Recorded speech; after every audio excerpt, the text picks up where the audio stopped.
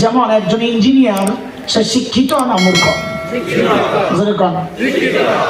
অথচ আমরা কি দেখেছি কিছুদিন আগে, সরকারি কাজের টেন্ডার পাইয়া ইঞ্জিনিয়ার সাহেব ব্রিজ বানাইতে যাইয়া রডের বদলে বাঁশ ঢুকাইয়া দিচ্ছে। জানেন না আপনারা কি ঢুকাইছে? ও জানতো না, লেখাপড়া করে নাই যে না এখানে বাঁশ না এখানে রড ঢুকাইতে হয়। জানতো না, জানতো না।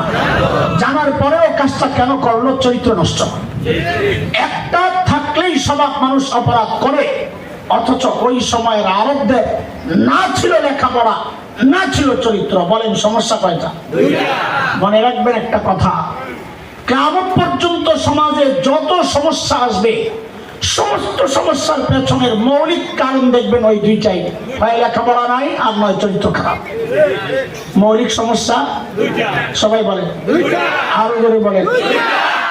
এই মৌলিক দুই সমস্যা ঠিক করার জন্য, সংশোধনের জন্য, মোকাবেলার জন্য সমাধান হিসাবে আল্লাহ তাআলা মৌলিক দুইটা দায়িত্ব আর সমাধান দিয়া আমার নবী, শ্রেষ্ঠ নবী, আখিরি পয়গম্বরকে দুনিয়ায় পাঠায়া দিয়েছে। বলেন তো সমস্যা কয়টা? এই দুই সমস্যা ঠিক করার জন্য আল্লাহ সমাধান দিয়েছেন কয়টা? জোরে কোন, আরো জোরে কোন।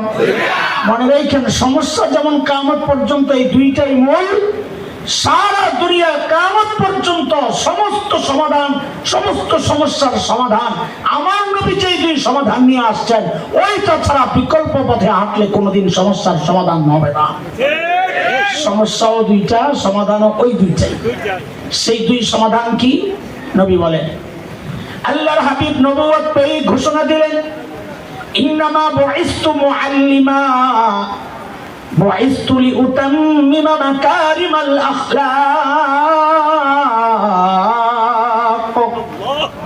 নবী ঘোষণা দিলেন, আল্লাহ আমাকে শিক্ষক বানায়া দুনিয়ায় পাঠাইছেন। কি বানায়া? জোরে কোন, কি বানায়া? আমাদের নবী কি ছিলেন? সবাই না বললে কথা বলবো না। আমাদের নবী কি ছিলেন? এটা মাথায় রেখেন। আমি এই কথা দিয়ে আবার কথা পেছন দিকে টান দিব ইনশাআল্লাহ। শিক্ষক বানায় আল্লাহ আমার নবীকে কেন পাঠাইছেন? যেন ওই জাহালত আর মূর্খতা ঠিক করতে পারে। দুই নাম্বার, নবী বলেন, আল্লাহ আমাকে সর্বোচ্চ উন্নত চরিত্র দিয়ে দুনিয়ায় পাঠিয়েছেন কেন?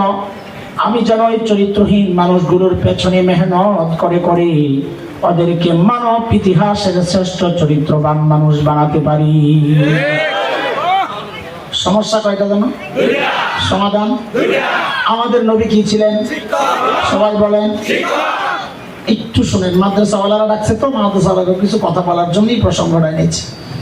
দেখেন, আমরা যারা মাদ্রাসায় পড়ি নাই, আমরা বলতে আপনারা যারা, আপনাদের গর্বের উপলক্ষের শেষ নাই। কেউ ইঞ্জিনিয়ার তার গর্ব, কেউ ডাক্তার তার গর্ব, কেউ পিএইচডি করা ডক্টর তার গর্ব, কেউ শিল্পপতি তার গর্ব, কেউ সমাজপতি তার গর্ব, কেউ জনপ্রতিনিধি, মেম্বার, চেয়ারম্যান, এমপি তার গর্ব, কারো ছেলে মেয়ে ইউরোপ আমেরিকায় থাকে তার গর্ব।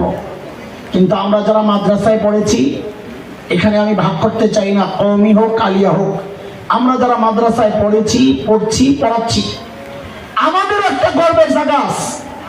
আপনাদের মতো অত উপলক্ষ নাই।